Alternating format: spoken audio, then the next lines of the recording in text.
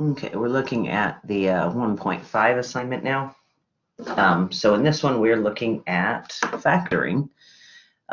So this first one just wants me to factor this little binomial. So the idea is when you're factoring, you're just looking for a greatest common factor or multiple of the two terms. So we've got the number 21 with a W, and we've got the number 28. So are there any, in this case, numbers that divide into both 21 and 28? And yes, there's a 7. So what we're going to do is we're going to factor the 7 out to the front. And essentially, when you factor, you're dividing. So it's going to look like this. So we're taking the 7 out to the front, which means that we're dividing everybody by that 7. So it's going to look like this. So notice if you were to check this, if you were to distribute it, you'd get 21W plus 28, which is what we started with. So our answer here is just going to be 7 times 3W plus 4. Notice that what's left over, the 3W and the 4, don't have any factors in common. So let's just enter that answer in. So this is going to be 7, and then parentheses, 3W plus 4, close parentheses. And we're going to submit that one. All right, let's see. For the next question, this is very similar. However, it's got variables in it. I'm just going to see if the next one's a little more exciting. Next one's a whole different question. All right, so in this one, we've got 3 terms, but we're going to do the same thing. So we're just looking at each term and trying to see what they have in common. So as far as numbers, they all have a 7 in them. So I'm going to pull a 7 out. And then notice the first one has 10 Y's, the second one has 7 Y's, and the last one has 5 Y's. So I can pull out a grand total of 5. You can't pull 10 out because the second and third terms don't have that many. And so again, what you're doing when you're factoring is you're dividing. So see, we're just dividing each term by 7y to the 5th. You don't have to write this out if you're comfortable with this, but this is what we're doing. We're dividing everybody by 7y to the 5th. So for our final answer, we have 7y to the 5th. 42 divided by 7 is what? 6. Notice there's 10 y's on top, 5 y's on the bottom. So if we were to start dividing those out, you'd end up with 5 y's left over. Here you've got a 6 and you've got 2 y's left over. Here everybody divides out, but you're left with 1. So don't leave that blank. There's still something there. It's the number 1. So this is what our answer is going to look like. And again, you can distribute that through make sure that it looks like what you started with. So let's look at that. So we've got 7y, and I just use the caret on the keyboard. You see that's the caret. 7y to the 5th. And then I'm just going to do my parentheses. We're left with a 6y to the 5th plus a 6y. We said there were 2 of those left over, and then minus 1. So again, I use the caret to get the exponent, but remember you can push this yellow box, and right here is an exponent button. So if you just typed in 6y, then you could push that exponent button and put the 5 in. If you don't like the caret, I just use the caret. All right, so let's look at this next one. So we're factoring here as well, but this time we have 4 terms. Now we're still going to start the same way as before. Check every term, see if everybody has something in common. And notice we don't have something in common with everyone here. The first one doesn't even have a constant in it. Well, it's got a 1, but so there's no numbers in common with everybody. And notice that last term doesn't have a variable in it. So there's nothing we can do there either. So what we're going to do, and this is going to be a method that you, after you've checked to see if there's a greatest common factor, you're going to factor by grouping. So whenever you have 4 terms, you should think factor by grouping. So factoring by grouping is where you just say, you know what, I'm just going to look at the first 2 and the last 2 and see if the first 2 have something in common, we'll take that out. See if the second 2 have something in common. So you're still factoring, you're just doing it kind of in pieces. So if you just look at the first 2, notice that there's a y in both of them. So I'm going to factor a y out, but just the first 2. So see, we're dividing the first 2 by the y, putting it out. The second two, and be careful here, if your first term is negative, always pull that negative out. So notice that there's a negative 6 in common here. So we've got negative 6x divided by negative 6 minus 48 divided by negative 6. So I'm pulling a negative 6 out.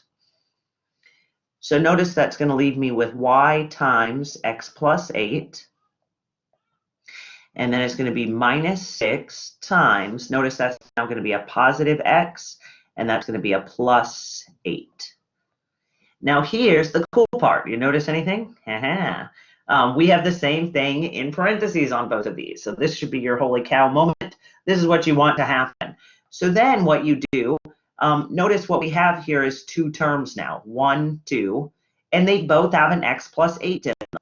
So what we're going to do is factor out the x plus 8, which means you're dividing both terms by that, and leave you with y minus 6. So there's our final answer, x plus 8 times y minus 6. So pretty slick. So let's go ahead and put that. And you can multiply that out, by the way. If you FOIL that, you'll get back where you started. So you can always check yourself. So I'm going to put that in now. So we had x plus 8 times y minus 6. And remember over here to the right, this is just showing you what you've entered and to let you know that it looks okay. So remember when I did that caret earlier, I was going to do like a caret with a 2. You see over here on the right, it's showing that, oh, you just put an exponent of 2 on there. So over to the right, that's just letting you know what the thing's going to look like. All right, so let's look at another one. Did I not push submit? Submit. All right, let's see. This is going to be another grouping one like we just did because it has 4 terms. This is another grouping. Notice it has 4 terms. Okay, so now we have a new type. So this one has 3 terms. So the first thing we are going to do is we're going to check and see if they all have something in common, and they don't. We have a w squared, a 14w, and a 40.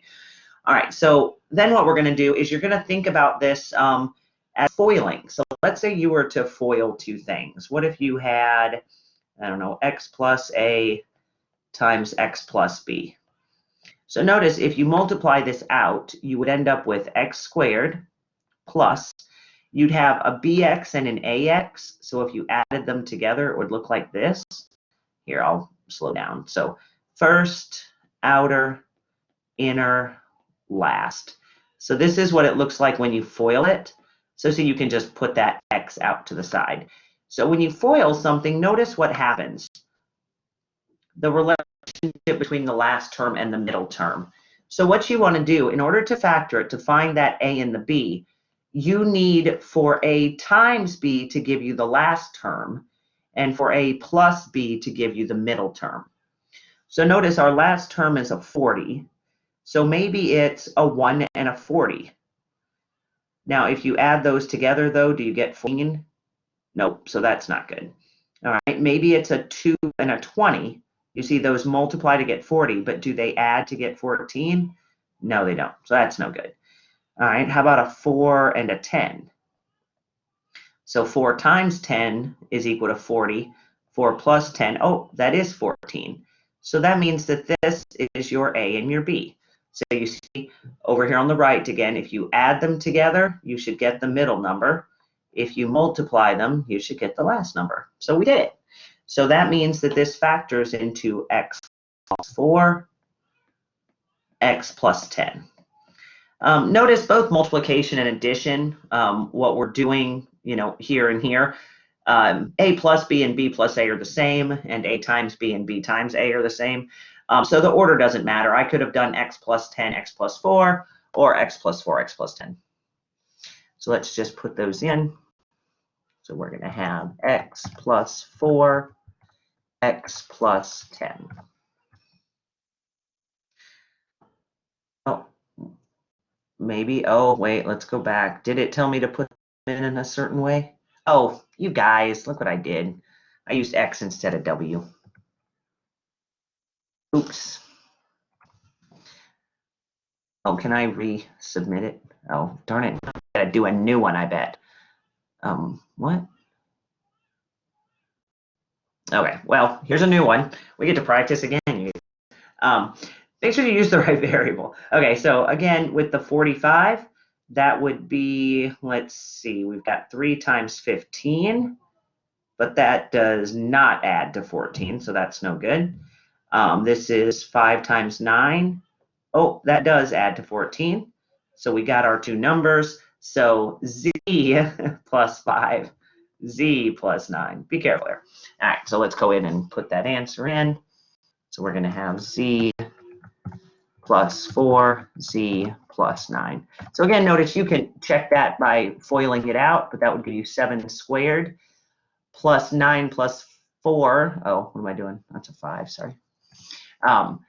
5 plus 9 will give you that 14, and 5 times 9 will give you that 45. All right, so let's see. This next one only has 2 terms. So what we're going to do, remember, we still start off to see if they have, check and see if they have anything in common. An 81 and a 16 don't have any numbers in common. However, there is something else about them that you might notice. They're both perfect squares, okay? And it turns out that there is a special product. If I were to multiply x plus a times x minus a, let's see what would happen if I FOILed this. I would get x times x is x squared, and then for the outer I would have minus ax, for the inner I would have plus ax, and for the last I would have minus a squared. So notice the middle two cancel, and you get x squared minus a squared. So this is a special binomial. So if the first one and the last one are both perfect squares and you have a minus sign in between, that's super important. It actually factors into take the square root of the first one and the square root of the second one. Okay, so that's what we're going to do here. So looking at this one, notice I could write this as 9x squared minus 4 squared. You see, just take the square root of both of them. And then what you do when you factor it is you put them together with a plus sign, put them together with a minus sign. So beautiful. These are differences of squares. Or sorry, yeah, difference of squares. So let's just come in and put that in. So this is going to be what? 9x plus 4, 9x minus 4. All right, let's look at the next one. This is the same as the last one, so I'll let you guys do that one. This one is just like the number 6 that we did. It turns out this is a nice special one that you'll see when you do it, but it's find 2 numbers that multiply to get the last one and add to get the middle one. All right, so this one is going to look just a little bit different because notice it's got a number out in front. So when you have a number out in front, what I would do, 2 things. The first thing I would do is I would check the first and last and see if they're perfect squares again. And here's the reason. If you were to multiply, let's just do x plus y squared. I'm just making something up here. If you were to multiply this out, notice this means 2x plus y's, right? X plus y times x plus y. So if you were to FOIL this, you would get x squared plus 2xy's plus y squared. So notice the first one's a perfect square and the last one's a perfect square. So if you have that, you have a trinomial, which means 3 terms, but the first and last are both perfect squares, see if it'll factor nicely. And so I would check that first. So what I'm going to do here is I'm going to say, well, notice that first one is just 4x squared. And that last one is just a 7 squared. Now do notice that this has a minus sign, which means we're not going to want the plus right here. We're going to want a minus instead. So I'm just going to stick a minus on here. And now I'm just checking this. This is your first method. So let's see if 4x minus 7 times 4x minus 7 gives us our answer. So if I FOIL this out, I'd get 16x squared minus 28x minus 28x plus 49. And notice that's our answer. So that's actually what we want. So if the first and are perfect squares, check this first. So this should be your first option. If they're not perfect squares, there's going to be another method, and we'll come back to that. So this one factors beautifully. And you can even, I'm guessing, just write it like this. So it's two of these, 4x minus 7 squared. Let's see if it's okay. You might just want me to write them both. Oh, perfect. All right, and let's look at the last one. Oh, this one is actually a difference of cubes. There's two more formulas. So we saw that, let me just write these down real quick. So we saw that a squared minus b squared factored into a plus b, a minus b. There's two other binomials that we should know how to factor. One of them is this one. So if you have a difference of cubes, that is simply a minus b, a squared plus ab plus b squared. I said simply, haha. You're going to have to memorize this. So if it starts with a minus, then when you factor it, it's always the same, the opposite, positive. Same, opposite, positive. So same, opposite. Actually, some people say always positive, so just think soap. So see, if I was going to do a cubed plus b cubed, the first sign is the same. The second sign is the opposite. And the last one is always positive. So it would look like that. So notice this was a plus, same, opposite, always positive. So that's where the soap comes in. So what we're going to do, let's look at this. These are perfect cubes. So I'm just going to write them first so that I can see what the cube is. This is 5x cubed minus 2 cubed. You see, this is perfect cubes. So I'm going to this formula right here. So notice my a here, and you could even write them out like this.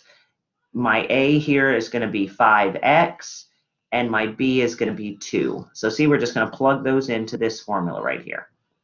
So we're going to have 5x minus 2, and then a squared.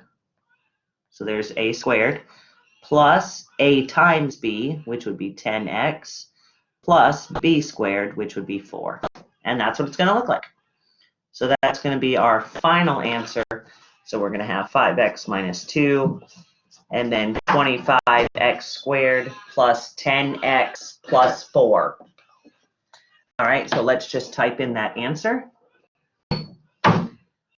Sorry, my son just came in the room, but he's not going to say a word.